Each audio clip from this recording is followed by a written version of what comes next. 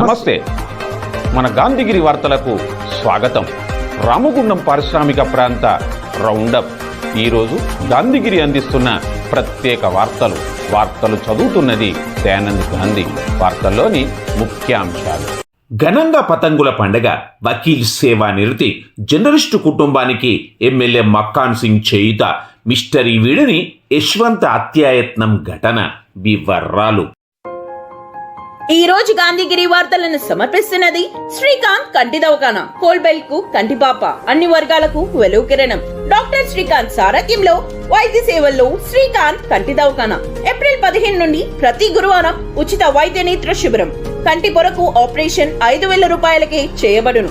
లక్కం భిక్షపతి కార్యనిర్వహణలో శ్రీకాంత్ కంటి దవాఖానా, లక్ష్మీనగర్, గోదావరికని. Phone number 8074911632. ఆత్మీయత వెళ్లి విరిసింది, చేయుత విరాజిల్లింది. గుండెపోటుతో అకాల మరణం పొందిన big TV reporter Sirisetti Chiranjeevi కుటుంబానికి రామగుండం ఎమ్మెల్యే మక్కాన్ సింగ్ రాజ్ ఠాకూర్ ₹1,00,000 ఆర్థిక సహాయాన్ని అందించారు. ప్రభుత్వ పరంగా సహాయ సహకారాలు అందిస్తామని ఎమ్మెల్యే హామీ ఇచ్చారు. ఈ సందర్భంగా ప్రెస్ క్లబ్ పక్షాన ఎమ్మెల్యేకు కృతజ్ఞతలు తెలిపారు. అలాగే ఎలక్ట్రానిక్ మీడియా ప్రతినిధులు కూడా ఎమ్మెల్యేకు ధన్యవాదాలు తెలిపారు.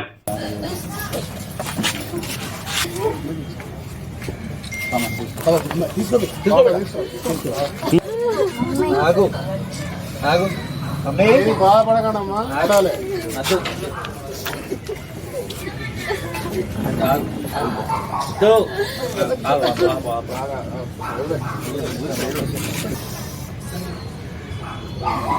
ఆపలేదు. మన మీడియా మిత్రులు నేను పిల్లలు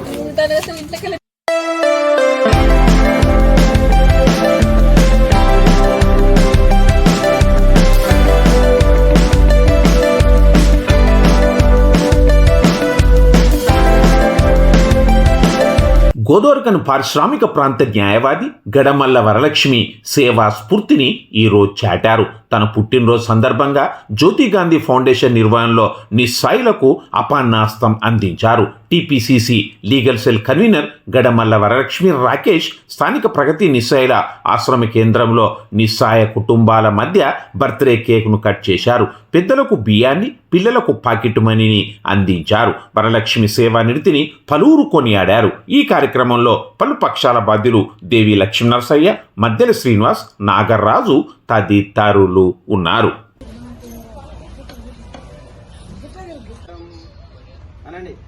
హ్యాపీ బర్త్డే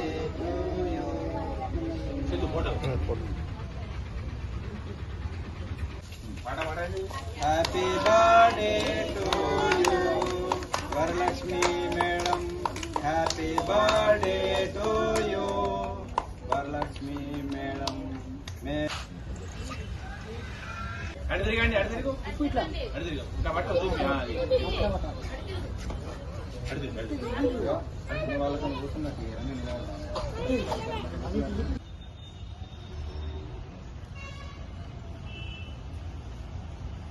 వరలక్ష్మి గారు రాజ్ ఠాకూర్, మక్కాన్ సింగ్ మరియు మనాలి ఠాకూర్ దంపతుల స్ఫూర్తితో అందులో పనిచేస్తూ, ఒక లీగల్ సెల్లో పనిచేస్తూ, ఆయన స్ఫూర్తితోనే ఏ కార్యక్రమం చేసినా కూడా రాజ్ ఠాకూర్ స్ఫూర్తి నింపడానికి, అంటే ఆయన అడుగుజాడల్లో నడుస్తూ అతని గెలుపులో కూడా అప్పుడు కూడా పరిచయం, అతని గెలుపులో కూడా తన అడుగులో అడుగేస్తూ అంత మంచి ఒక దీక్ష, ఒక నాయకుని నమ్ముకుంటే ఆ నాయకుని వెంటే పయనిస్తున్నటువంటి రాకేష్, వరలక్ష్మి దంపతులకు శుభాకాంక్షలు తెలియజేస్తూ అదే స్ఫూర్తిగా కొనసాగాలని ఆయన కూడా ఎన్నో సేవా కార్యక్రమాలు, మనాలి ఠాకూర్ చేస్తున్న సేవా కార్యక్రమాలను స్ఫూర్తిగా తెలుస్తూ ముందు ముందు ఇంకా ఎన్నో ఉన్నత శిఖరాలు ఎదగాలని, అలాగే భగవంతుని ఆశీస్సులతో పాటు అన్నగారి ఇక్కడ పెద్ద పిల్లలందరి ఆశీస్సులతో పాటు ఈ రామగుండం శాసనసభ్యులు రాజ్ ఠాకూర్ గారి, ఎమ్మెల్యే గారి ఆశీస్సులు కూడా ఉండాలని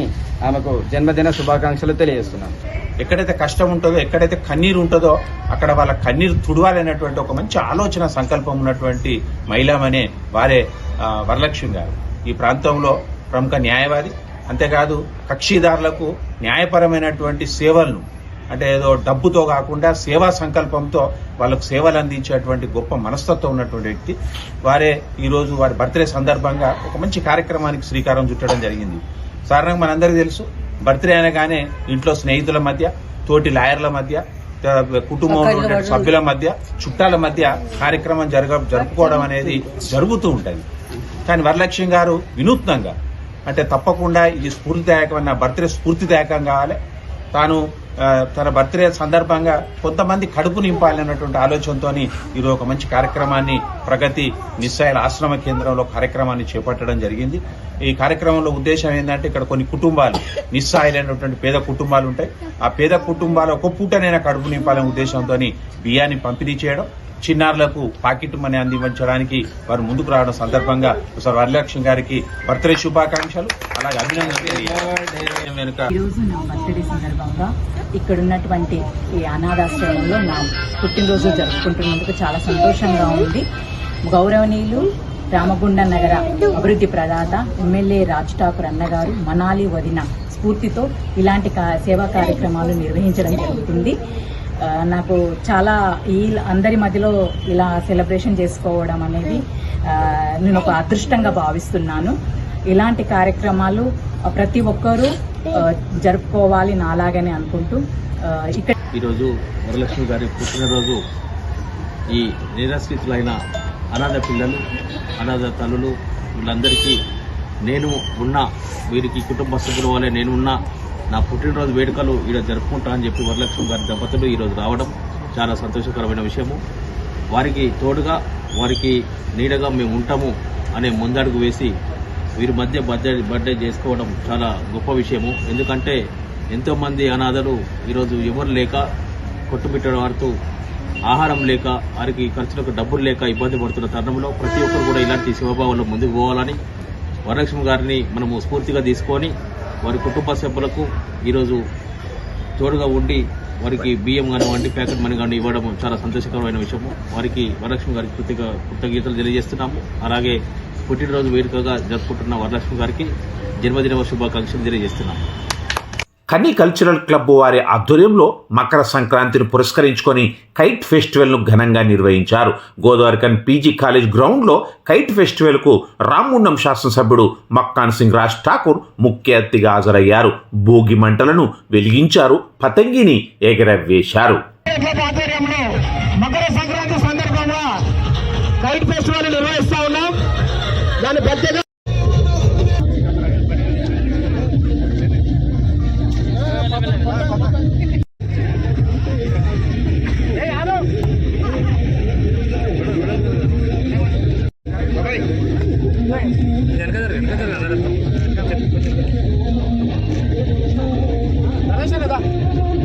గంగిరెద్దులు, తర్వాత రకరకాల భోగి మంటలు పల్లె ప్రాంతాల్లో మన బొమ్మల్లో ఏ రకంగా వింటూ చూస్తుంటామో గత సంవత్సరం మొదలెట్టాం. ఈసారి ఇంకా బ్రహ్మాండంగా చేసినాం. ముగ్గుల పోటీలు, ఆడపడుచులు, రైతులు వివిధ ధాన్యాలతో రకరకాల వేషధాల్లో గొప్పగా చేయడం జరిగింది. రాబోయే రోజుల్లో ఇంకా కొన్ని గొప్పగా నిర్వహిస్తూ ఈ యొక్క సంక్రాంతి పండుగ రైతు బాగుండాలి, పండించిన పంట ప్రతి ఒక్కటి చక్కగా రావాలి.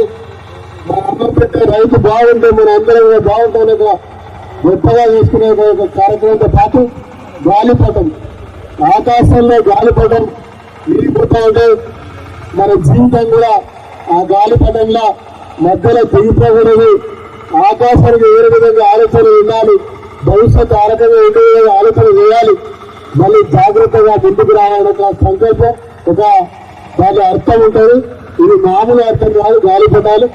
ఆ విధంగా అందరూ కూడా అంబరాలు కాగే విధంగా మనం ఎప్పుడు ఈ ప్రాంతాన్ని అద్భుతంగా తీర్చిదిద్దే ఒక సంకల్పంతో ముందుకు పోతా ఉన్నాం. యావత్ రామగుండం పిల్లలు మేము చేస్తున్న అభివృద్ధి కార్యక్రమాలు సహకరించాలని కోరుతూ అందరికీ సంక్రాంతి పండుగ శుభాకాంక్షలు, నూతన సంవత్సర శుభాకాంక్షలు, ధన్యవాదాలు. కాగా కైట్ ఫెస్టివల్లో ఆకర్షణగా మోడీ గాలిపటం నిలిచింది. 47వ డివిజన్లో బీజేపీ నాయకుడు జక్కిని బాలకిషన్ ఆధ్వర్యంలో కూడా కైట్ ఫెస్టివల్ ఘనంగా నిర్వహించారు. కార్యక్రమానికి ముఖ్య అతిథిగా రామగుండం బీజేపీ పార్టీ ఇన్ఛార్జ్ కందుల సంధ్యారాణి హాజరు కాగా గాలిపటాన్ని ఆమె ఎగురవేశారు. ఈ సందర్భంగా సంధ్యారాణి మాట్లాడారు. ఈ కార్యక్రమంలో రేణికుంట్ల నరేందర్, బూడిద హర్ష, రజ్జలక్ష్మి, స్వాతి, మౌనిక, హేమ, సాయి కృష్ణ, వంశీ, శివమణి, ప్రదీప్, సందీప్, రాము, సంపత్, కుమార్, నవీన్, అన్వేష్ తదితరులు ఉన్నారు. సంక్రాంతి పండగ అంటే ఈ పారిశ్రామిక ప్రాంతంలో రామగుండం నియోజకవర్గంలో కావచ్చు, గోదావరిఖని పట్టణంలో కావచ్చు, అన్ని కుటుంబాలు ఇవాళ ఉదయం లేస్తే ఎంతో బిజీగా ఇటు కార్మికులు కావచ్చు, ఇటు రైతులు, వ్యాపారస్తులు అందరూ కూడా ప్రతిరోజు నిత్యం కూడా బిజీగా ఉండేటువంటి ప్రతి ఒక్కరూ, అన్ని కుటుంబాలు సంక్రాంతి పండగ పూట ఎక్కడెక్కడో ఉద్యోగరీత్యా స్థిరపడ్డా కూడా అందరూ ఈ ప్రాంతానికి వచ్చి అన్ని కుటుంబాలు ఐక్యతతోటి ఈ సంక్రాంతి పండగని జరుపుకుంటూ ఉంటాము.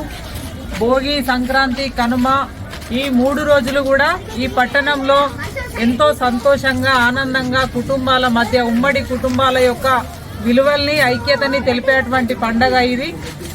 మరి ఈ పండగ సందర్భంగా ప్రజలందరూ కూడా ఎప్పుడు ఇలాగే ఐక్యతతోటి పండగని జరుపుకోవాలని మనస్ఫూర్తిగా ఈ ప్రాంత ఆడబిడ్డగా ఆకాంక్షిస్తూ, ముఖ్యంగా ఈరోజు మా భారతీయ జనతా పార్టీ యువ నాయకుడు, మిత్రుడు, తమ్ముడు జక్కని బాలకిషన్ ఈరోజు కైట్ ఫెస్టివల్ని ఏర్పాటు చేయడం జరిగింది. ఈ కైట్ ఫెస్టివల్ సందర్భంగా ఈ ప్రాంతంలో ఉన్నటువంటి యువకులంతా కూడా ఎంతో సందడిగా ఈ కైట్ ఫెస్టివల్లో పాల్గొంటూ ఉంటారు ప్రతిసారి కూడా. మరి ఈసారి ఇంకా ఉత్సాహంగా యువకులంతా కూడా ఈ కైట్ ఫెస్టివల్లో పాల్గొనడం అనేది చాలా శుభపరిణామం. మరొకటి ఏంటంటే ఈ కైట్ ద్వారా సమాజానికి, ముఖ్యంగా నిరాశ నిస్పృహలతో ఉండేటువంటి ప్రతి ఒక్కరికి కూడా గొప్ప సందేశాన్ని ఇస్తుంది ఈ కైట్ ఫెస్టివల్. ఈ చిన్ని దారంతో ఆకాశంలో ఎగిరేటువంటి గాలిపటాన్ని ఈ చిన్ని దారం హ్యాండిల్ చేస్తూ ఉన్నదంటే సమాజానికి ఇది ఒక మంచి మెసేజ్. దీని ద్వారా మనం ఏదైనా సాధించవచ్చు, అనేక అవకాశాలు మనకు వస్తాయి అనేటువంటి ఒక మంచి సమాజానికి, యువకులకి ఒక గొప్ప సందేశాన్ని ఇచ్చేటువంటి ఈ కైట్ ఫెస్టివల్ సందర్భంగా మరి యువకులందరికీ కూడా హృదయపూర్వకమైనటువంటి శుభాకాంక్షలు.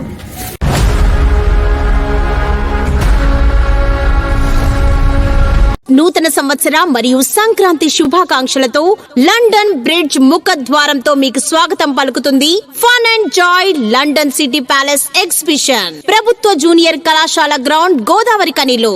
రండి, మీ పిల్ల పాపలతో కలిసి విచ్చేసి చూడండి, తినండి, తిరగండి, ఆనందించండి. ఇలా ఎన్నో స్టాల్స్ ఉన్నాయండి. పిల్లలకు, పెద్దలకు ఉల్లాసంతో పాటు కుటుంబ సభ్యులకు మధురానుభూతినిచ్చే అమ్యూజ్మెంట్ ఎగ్జిబిషన్, మహిళల కోసం వివిధ రాష్ట్రాల నుండి విచ్చేసిన గృహోపకరణ వస్తువులు, Kalamkari bed sheets, handicraft items, jewellery items, hand bags, ఇలా ఎన్నో రకాల స్టోర్స్ ఉన్నాయి. Fun and joy London city palace exhibition 60 అడుగుల giant wheel, Columbus, cross wheel, break dance, devil house, ఇలా ఎన్నో రకాల అమ్యూజ్మెంట్స్ తో మీకు స్వాగతం పలుకుతుంది fun and joy London city palace exhibition. ప్రతిరోజు సాయంత్రం 5 గంటల నుండి రాత్రి 10 గంటల వరకు. తప్పక విచ్చేయండి, చూడండి మీ కుటుంబ సభ్యులతో. Fun and joy London city palace exhibition, ప్రభుత్వ జూనియర్ కళాశాల గ్రౌండ్, గోదావరిఖనిలో.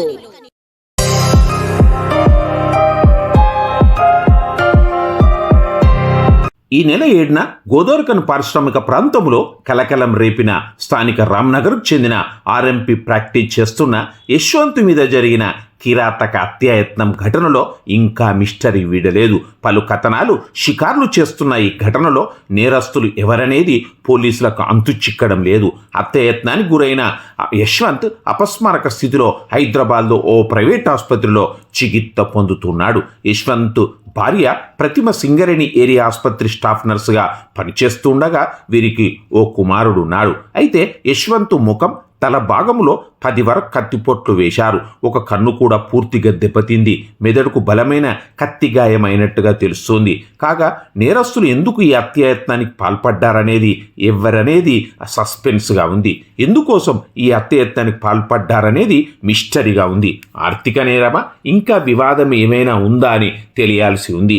ఈ హత్యాయత్నం ఘటనలోని లోగుట్టును ఛేదించడంలో గోదావరికని పోలీసులకు సవాల్గా మారింది. పోలీసులు 2 బృందాలుగా విడిపోయి ఈ కేసును ఛేదించడానికి పోలీసులు అన్ని కోణాల్లో అన్వేషణ చేస్తున్నట్టుగా వినికిడి.